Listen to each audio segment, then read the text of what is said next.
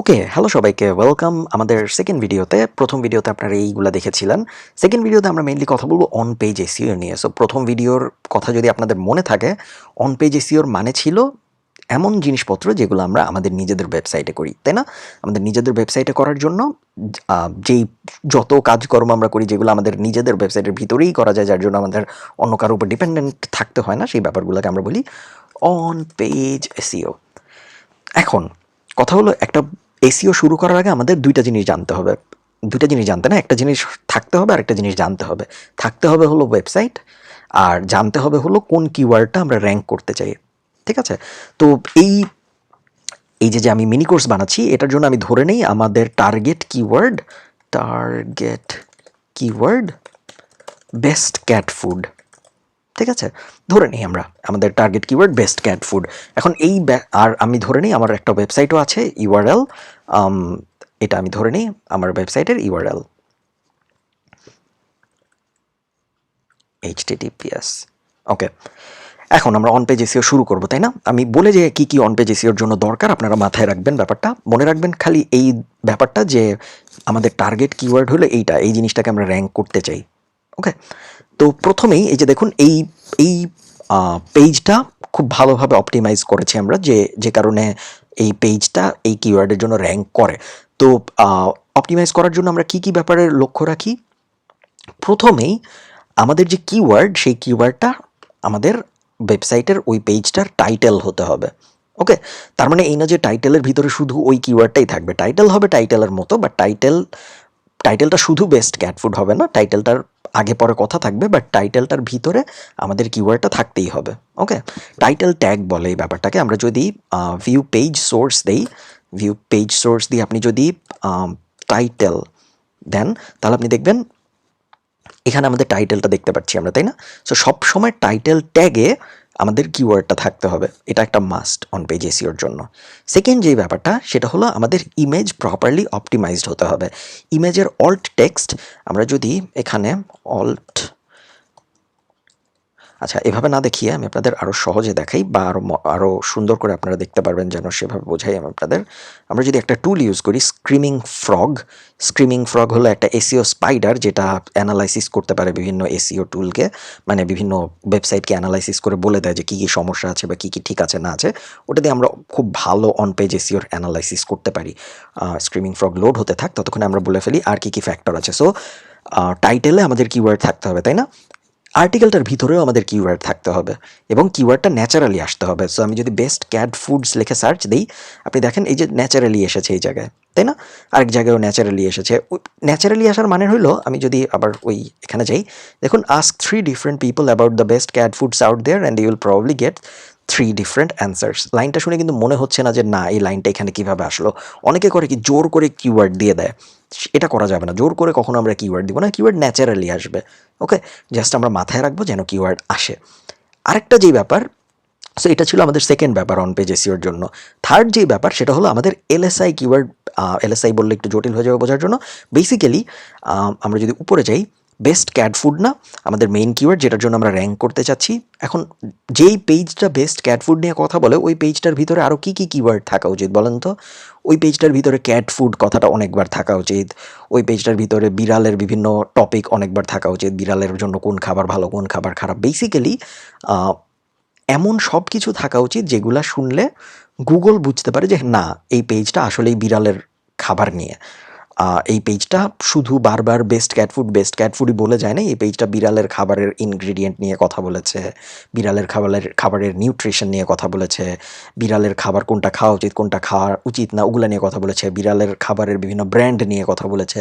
So যেই টপিকটা নিয়ে, যেই কিওয়ার্ডটা আপনি র্যাঙ্ক করতে চাচ্ছেন, ওই টপিকটার আশপাশে যা কিছু আছে সব কিছু নিয়ে আপনার কথা বলার চেষ্টা করতে হবে। এটার জন্য আপনি একটা ওয়েবসাইট আছে lsigraph.com, ওই ওয়েবসাইটে যদি আপনি যান, তারপরে যদি আপনি আপনার মেইন কিওয়ার্ডটা ওই ওয়েবসাইটে লেখেন, এই যে এখানে বেস্ট ক্যাট ফুডস যদি আমি লিখি, তারপর I am not a robot দিয়ে আমি যদি জেনারেট দিই, তাহলে এই ওয়েবসাইটে আপনাকে বলে দিবে আর কি কি টপিক আছে রিলেটেড, যেগুলো নিয়েও আপনার ওই সেম আর্টিকেলের মধ্যে কথা বলা উচিত। আচ্ছা, বেস্ট ক্যাট ফুড না বলে আমি ক্যাট ফুডস বলি, তাহলে সুবিধা হবে। যে আর কি কি আছে যেগুলো নিয়ে আপনার ওই সেম, দেখতে পাচ্ছে না কেন, কোনো একটা ঝামেলা হয়েছে হয়তো।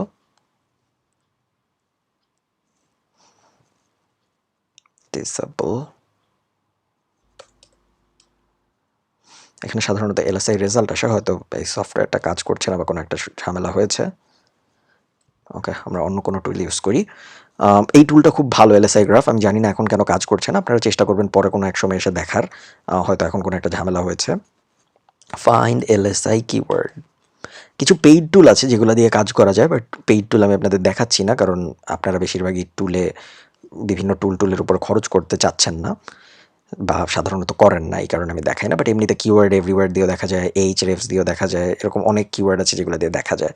সো এই যে দেখুন, আমাদের 196 পেজে হাজার হাজার কিওয়ার্ড এই টুলটা দেখিয়ে দিয়েছে, যে এই কিওয়ার্ডগুলো নিয়েও আমাদের সেম আর্টিকেলের ভিতরে কথা বলা উচিত। সো আমি যদি বেস্ট ক্যাট ফুড এই কিওয়ার্ডটার জন্য র্যাঙ্ক করতে চাই, আমি শুধু বেস্ট ক্যাট ফুড নিয়ে কথা বলবো না, আমি বেস্ট ফুড ফর কিটেন নিয়ে কথা বলবো, ক্যাট ফুড ব্র্যান্ড নিয়ে কথা বলবো, এই পিউরিনা ওয়ান হলো একটা ক্যাট ফুড ব্র্যান্ডের নাম, ওটা নিয়ে কথা বলবো, ডিসপেন্সার নিয়ে কথা বলবো, ওয়ালমার্টে কী কী পাওয়া যায় ক্যাট ফুড এগুলো নিয়ে কথা বলবো। বেসিক্যালি এই সব কিছু নিয়ে তো আপনি কথা বলতে পারবেন না, বাট যত বেশি পারেন। সো আইডিয়াটা হলো, যেই কিওয়ার্ডটা আপনি র্যাঙ্ক করতে চান, ওই কিওয়ার্ডটার অ্যারাউন্ডে যত টপিক আছে সব কিছু নিয়ে কথা বলা, ওটাও একটা অন পেজ এসইও ফ্যাক্টর।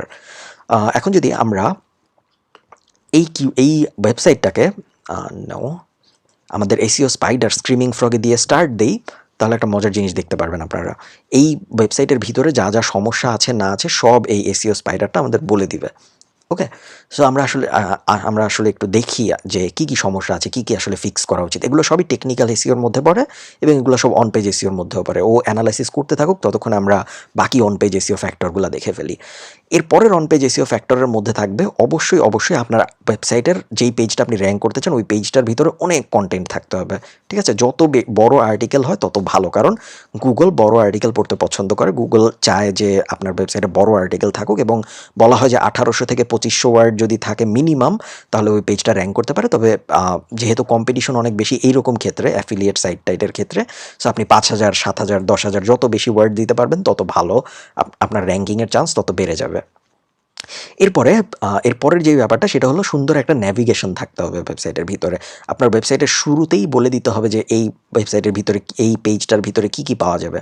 ঠিক আছে, সুন্দর ন্যাভিগেশন থাকলে আপনার গুগলের জিরো স্নিপেট, যেটা আপনি দেখবেন যে, আমি যদি লিখি এখানে ধরেন টম ক্রুজ এজ, তাহলে এই যে জিনিসটা পেলাম না আমি, এটাকে বলে স্নিপেট। এটা কিন্তু কোনো ওয়েবসাইট না, তাই না? এই ব্যাপারটাকে বলে গুগল স্নিপেট বা জিরো পজিশনও বলে অনেকে। সো আপনার ওয়েবসাইট যদি সুন্দর করে স্ট্রাকচার্ড থাকে, তাহলে আপনি জিরো পজিশনে র্যাঙ্ক করার চান্স অনেক বেড়ে যাবে। ওকে, ওটা গেল। আমরা কী কী নিয়ে কথা বললাম এতক্ষণ? আমরা কথা বললাম টাইটেলের ভিতরে থাকার, আর্টিকেল বড় হওয়ার, আমরা কথা বললাম আরও অনেকগুলো ব্যাপার নিয়ে আমরা কথা বলেছি, আপনারা জানেন। এছাড়াও আরেকটা ব্যাপার যেটা, সেটা হলো H2 ট্যাগের মধ্যে আপনার কিওয়ার্ডের ভ্যারিয়েশন থাকতে হবে। H2 ট্যাগ কি? H2 ট্যাগ হলো, আমরা যদি এখানে H2 লেখা ক্লোজ দেই, তাহলে দেখেন এই যে নিউলো ক্যাট ফুড, এটা লেখা আমি যদি আবার এখানে সার্চ করি, তো আপনি দেখতে পারবেন নিলো ক্যাট ফুড। এই যে প্রত্যেকটা ব্র্যান্ডের যে কিওয়ার্ড, মানে নিলো ক্যাট ফুড হলো একটা ক্যাট ফুডের ব্র্যান্ড, এটা একটা H2 ট্যাগ। H2 ট্যাগ যারা আপনারা ওয়ার্ডপ্রেস ইউজ করেন তারা জানেন, ওয়ার্ডপ্রেসের বিভিন্ন ধরনের টাইটেল ট্যাগ হয়, H1 tag, H2 tag, H3 tag. চেষ্টা করবেন আপনার কিওয়ার্ডের ভ্যারিয়েশন, এই যে দেখেন ক্যাট ফুড কথাটা আছে, কিওয়ার্ডের ভ্যারিয়েশনগুলো যেন H2 ট্যাগের মধ্যে থাকে। যদি থাকে, তাহলে গুগল আরও ভালোভাবে বুঝতে পারে যে না, এই ওয়েবসাইটটা আসলেই ক্যাট ফুড নিয়ে কথা বলে। এই কারণে ওরা ক্যাট ফুড কথাটা টাইটেলেও রেখেছে, ক্যাট ফুড কথাটা ওদের H2 ট্যাগের মধ্যেও আছে, H1 ট্যাগের মধ্যেও আছে, ইত্যাদি ইত্যাদি। তো এই সব কিছু আমরা আসলে এসইও স্পাইডারে দেখতে পারবো। এই জন্য আমি একবারে এসইও স্পাইডারে এসে আপনাদের এসইও স্পাইডারটা অ্যানালাইসিস করে বুঝিয়ে দিই কী কী হচ্ছে। তো প্রথমেই আমরা যে জিনিসটা দেখবো, আমরা এসইও নিয়ে কথা বলছি, সো আমরা সামারি দেখবো না, আমরা একবারে এসইওতে চলে যাব। এসইওতে এসে প্রথমেই যেই ব্যাপারটা আমরা দেখবো, আমরা নিচে এসে দেখবো যে আমাদের রেসপন্স কোডের মধ্যে সবকটা, এই ওয়েবসাইটে টোটাল 472টা পেজ আছে। ওকে, সো আপনারা যদি স্ক্রিমিং ফ্রগের ফ্রি ভার্সন ইউজ করেন, তাহলে আপনি হাইয়েস্ট 500 ইউআরএল পর্যন্ত দেখতে পারবেন। 500-র বেশি দেখতে পারবেন না। 500-র বেশি দেখতে হলে আপনার পেইড সলিউশনটা কিনতে হবে। সো আপনি যদি পেইড সলিউশনটা কিনতে চান, সাধারণত অ্যাফিলিয়েট সাইট বা ওরকম সাইট টাইটে 500-র বেশি পেজ থাকে না, এ কারণে সমস্যা হয় না। তো আমরা পেজ টাইটেল থেকে শুরু করব। ওকে, পেজ টাইটেলে আমরা প্রথমে কি দেখব? আমরা দেখব প্রত্যেকটা, আমাদের টোটাল 89টা পেজ আছে, আমরা দেখব প্রত্যেকটা পেজের টাইটেল আছে নাকি। সো এই যে দেখুন, এখানে প্রত্যেকটা পেজের ইউআরএল এবং এই যে প্রত্যেকটা পেজের টাইটেল, প্রত্যেকটা পেজের টাইটেল আছে, তাই না? টাইটেল সবসময় আমরা চেষ্টা করব 30 থেকে 60 ক্যারেক্টারের মধ্যে রাখা। 60 হলো হায়েস্ট, 30 হলো মিনিমাম।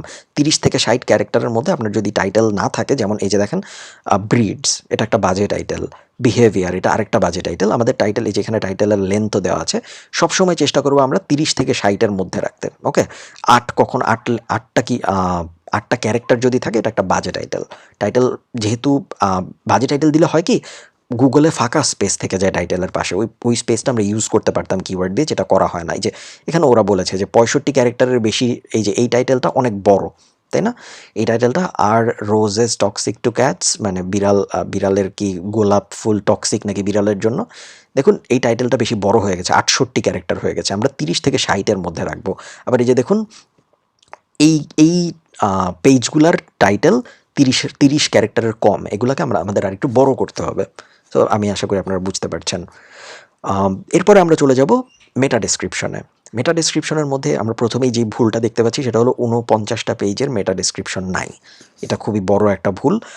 সব পেজের মেটা ডেসক্রিপশন থাকতে হবে, এবং মেটা ডেসক্রিপশন হইতে হবে 320 ক্যারেক্টারের কম। ওকে, 320 ক্যারেক্টারের মধ্যে, এবং চেষ্টা করবেন মেটা ডেসক্রিপশন যেন বড় হয়। এই যে মেটা ডেসক্রিপশন হইল, এই যে এই ডেসক্রিপশনটা, মেটা ডেসক্রিপশন যার যত ভালো, তার ওয়েবসাইটে মানুষের ক্লিক করার চান্স তত বেশি। এবং মেটা ডেসক্রিপশন যত বড়, তার মানে হলো আপনার এই যে নিচের সব কিছু তো আপনার কম্পিটিশন, তাই না? আপনার মেটা ডেসক্রিপশন যত বড়, সব কম্পিটিশন আরেকটু নিচে নেমে যাচ্ছে, তাই না? কারণ মেটা ডেসক্রিপশন যদি বড় হয়, বড় মেটা ডেসক্রিপশনকে জায়গা দিতে সব কিছুর আরেকটু নিচে নেমে যেতে হবে। সো আপনি আপনার কম্পিটিশনকে আরেকটু নিচে পাঠিয়ে দিচ্ছেন। এই কারণে প্রপার মেটা ডেসক্রিপশন থাকা খুবই জরুরি। ওকে, আর কি দেখবো আমরা এখানে? এই প্রত্যেকটা ব্যাপারই জরুরি, বাট আমি ভিডিও বড় হয়ে যাচ্ছে দেখে চেষ্টা করব যতটা সংক্ষেপে পারা যায় আপনাদের বোঝাতে। যখন আপনি আপনার সাইটে ইমেজ আপলোড করবেন, চেষ্টা করবেন ইমেজের সাইজ যেন 100 কিলোবাইটের কম থাকে। একটা কমন ভুল সবাই যেটা করে, সেটা হলো অনেকে পিএনজি ফরম্যাটের ইমেজ আপলোড করে। পিএনজি ফরম্যাটের ইমেজ আপলোড করবেন না, সবসময় জেপিজি ফরম্যাটের ইমেজ আপলোড করবেন, কারণ জেপিজির সাইজ ছোট হয়। এছাড়াও যখনই আপনি কোনো ইমেজ আপলোড করবেন, সবসময় ইমেজের অল্ট টেক্সট দিয়ে থাকবেন। অল্ট টেক্সট মানে হলো অল্টারনেটিভ টেক্সট, এবং গুগল তো আর মানুষ না, গুগল তো ইমেজ দেখে বুঝতে পারে না ইমেজ কি।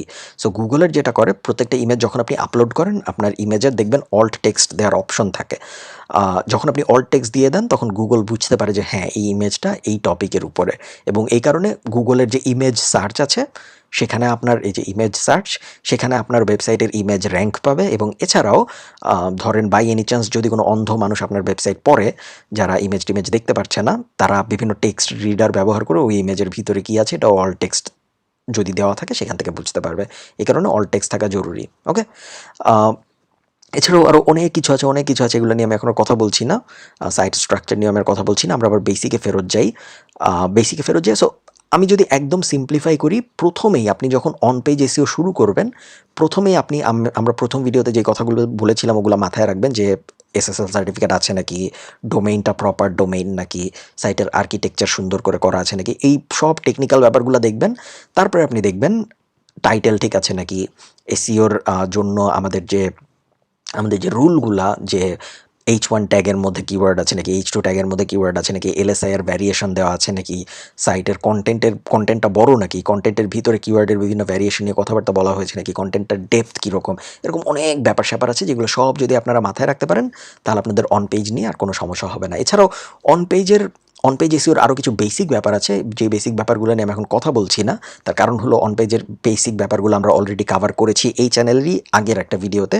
ওই ভিডিওর লিঙ্কটা আমি ডেসক্রিপশনে দিয়ে দিব, আপনারা চেষ্টা করবেন ওই ভিডিওটাও দেখে ফেলার, তাহলে আপনাদের অন পেজ এসইও নিয়ে আর কোনো সমস্যা থাকবে না। সো ধন্যবাদ সবাইকে। থার্ড ভিডিওতে আমরা কথা বলবো অফ পেজ এসইও নিয়ে। অন পেজ এসইও নিয়ে আপনাদের যদি কোনো প্রশ্ন থাকে, আমাকে একটু কমেন্টে জানান, আমি চেষ্টা করবো এগুলোর অ্যান্সার দিতে আপনাদের কমেন্টে। ধন্যবাদ।